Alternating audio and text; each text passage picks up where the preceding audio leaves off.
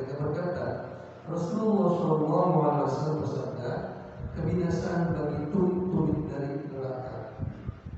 Artinya dari makna hadis tersebut, Nabi SAW memperingatkan sikap meremehkan dalam masalah wudhu dan menganjurkan agar ada perhatian secara sungguh-sungguh untuk menyempurnakannya. Mengingat biasanya bagian belakang kaki tidak mendapatkan guyuran air wudhu, maka hal ini mengakibatkan adanya celah dalam tohara dan sholat. Karena itulah beliau mengabarkan bahwa azab akan ditimpakan kepadanya dan kepada pelakunya yang telah meremehkan hal ini dalam tohara yang syariah. Kesimpulan dari hadis tersebut, keharusan yang pertama itu memperhatikan anggota-anggota wudhu dan tidak membuat celah sedikit pun darinya. Hadis ini menyebutkan bagian dua telapak kaki dan juga bagian lain. Kedua, ancaman keras terhadap orang yang menimbulkan celah dalam wudhu. Dan yang ketiga, yang wajib dalam masalah kedua kaki ialah mengguyurnya saat wudhu. Banyak dari sahih yang menunjukkan hal ini dan juga ijma' ulama. Pendapat ini berbeda dengan golongan Syiah yang berseberangan dengan jumhur umat dan mereka juga bertentangan dengan hadis-hadis yang kuat yang menjelaskan perbuatan dan pengajaran Nabi SAW kepada para sahabat tentang cara sholat.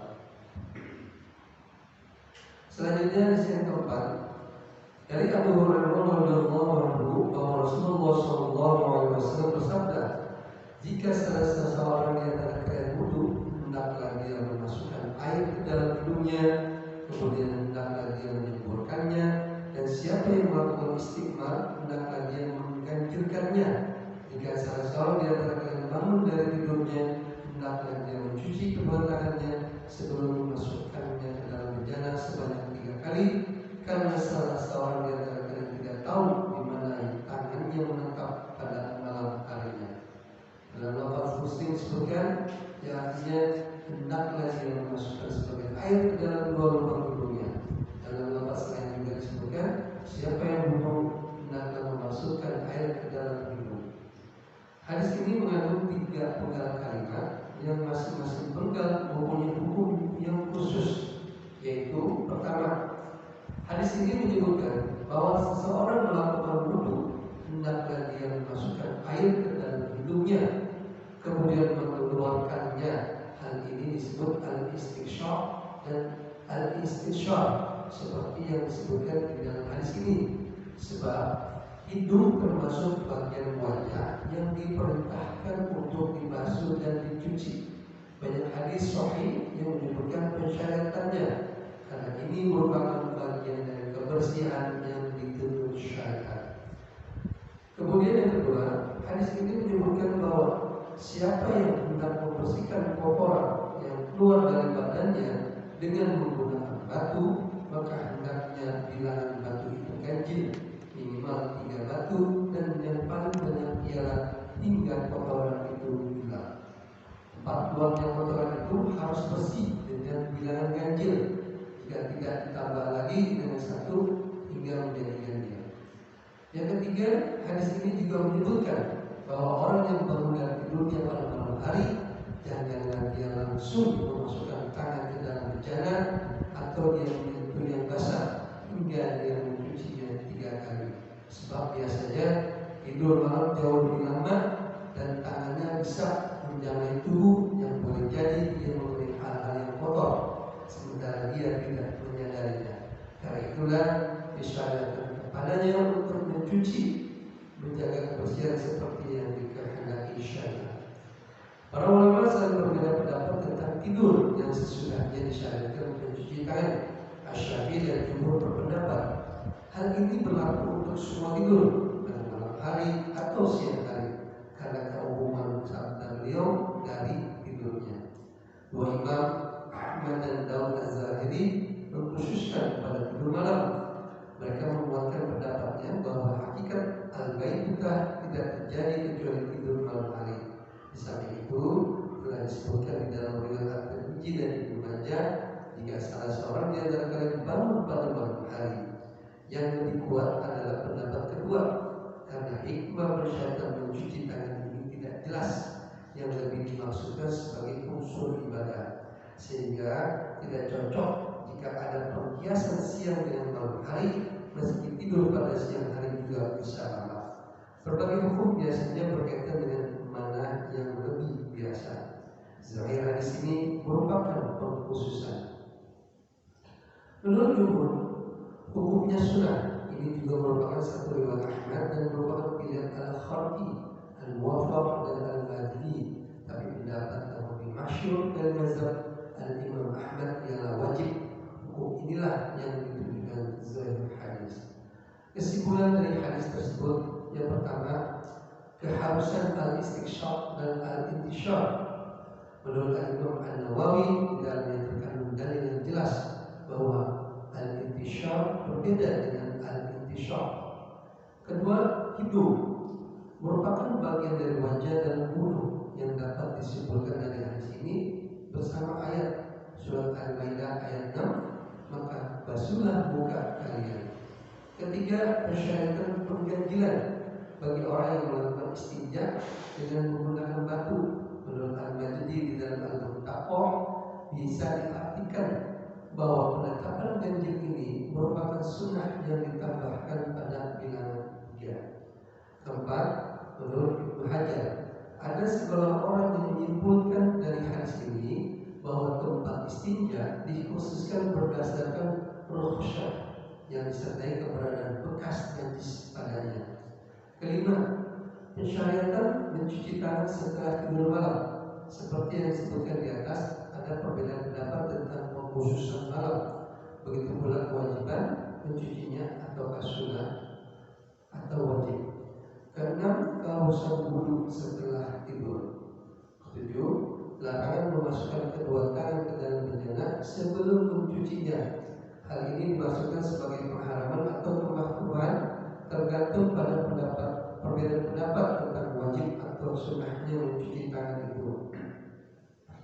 Kedelapan, menurut dalil pengajuan alasan bersyarat mencucinya ialah untuk kebersihan, tapi hukum berdasarkan kebiasaan, maka dari itu disyariatkan mencucinya.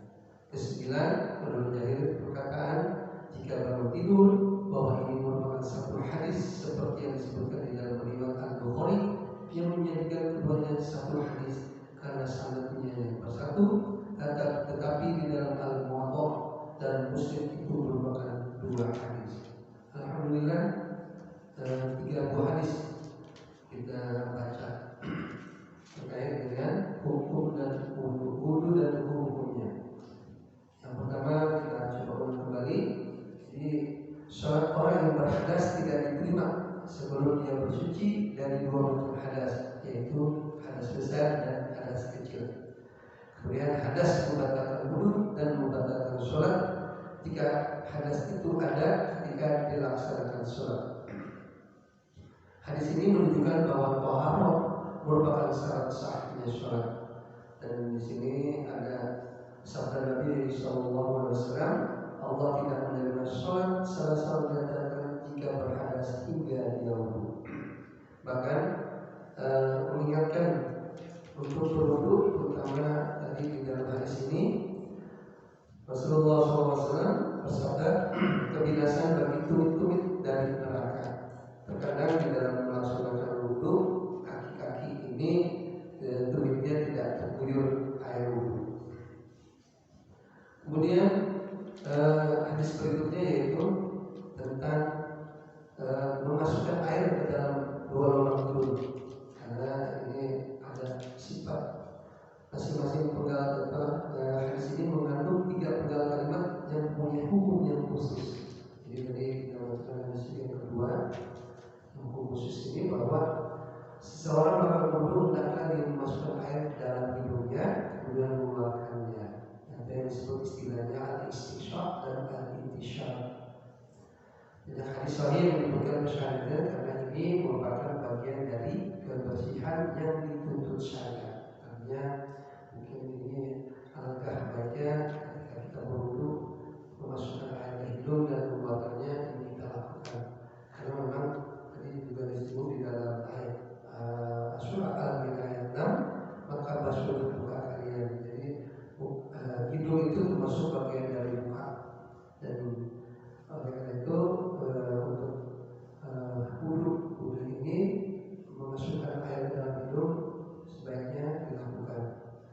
Kemudian di sini juga menegaskan, menguatkan tentang membersihkan kotoran yang keluar dari badannya menggunakan batu. Tapi mungkin saat ini kita nggak bisa melakukan menggunakan batu karena sudah terfasilitasi dengan air.